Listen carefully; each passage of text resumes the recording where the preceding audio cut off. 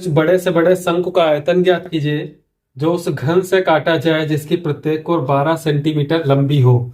अब चूंकि जो घन है उसकी प्रत्येक कोर 12 सेंटीमीटर लंबी है तो घन की लंबाई भी 12, चौड़ाई ऊंचाई तीनों सब क्या होंगी 12 होंगी। और इसका प्रत्येक सरफेस जो होता है यानी कि जो फलक होता है सतह है वो क्या होती है वर्ग के आकार की होती है। तो यहाँ पर इस घन से जिसकी भुजा 12 सेंटीमीटर लंबी है बड़े से बड़ा शंकु काटा जाता है। यानी कि जो घन में इस शंकु की कुल ऊंचाई होगी सीधी सीधी ऊंचाई जिसको हम एच कहते हैं तो उसकी जो माप होगी वो क्या होगी 12 सेंटीमीटर।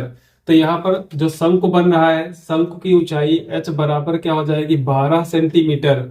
और चूंकि इस वर्गाकार जो सीट होगी उसका एक फलक होगा उसमें जो शंकु का ये वृत्ताकार हिस्सा होगा सिरा ये भी क्या होगा बड़े से बड़ा। चूंकि शंकु बनाया गया है इसलिए इसका जो व्यास होगा वो इसकी कुल भुजा के बराबर होगा 12 सेंटीमीटर। इस वृत्ताकार सिरे का व्यास होगा तो त्रिज्या क्या हो जाएगी 6 सेंटीमीटर। त्रिज्या इसकी आधी हो जाएगी चूंकि व्यास जो होगा व्यास बराबर 12 सेंटीमीटर इसलिए त्रिज्या r बराबर 6 सेंटीमीटर।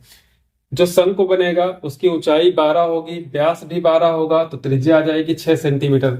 आपको आयतन ज्ञात करने के लिए 1/3 पाई आर स्क्वायर एच में आर और एच का मान चाहिए तो फार्मूला लगा देते हैं आयतन का। आयतन बराबर 1/3 पाई आर स्क्वायर एच। यहाँ पे मान रख देंगे 1/3 पाई का मान ले लेंगे 22/7 इंटू आर का स्क्वायर है त्रिज्या 6 का वर्ग करेंगे 36 और एच का मान 12। यहाँ से 3 से कट जाएगा 12, 3 चक्कू 12 होता है लेकिन 7 से यहाँ पर कोई संख्या नहीं कटेगी तो यहाँ पर आप गुणा कर लीजिए 22 और 4 की 22 चक्कू 88 गुणे 36, 88 गुणे 36 बटे में हो जाएगा 7। चूंकि आयतन है इसलिए सेंटीमीटर क्यूब यानी कि घन सेंटीमीटर।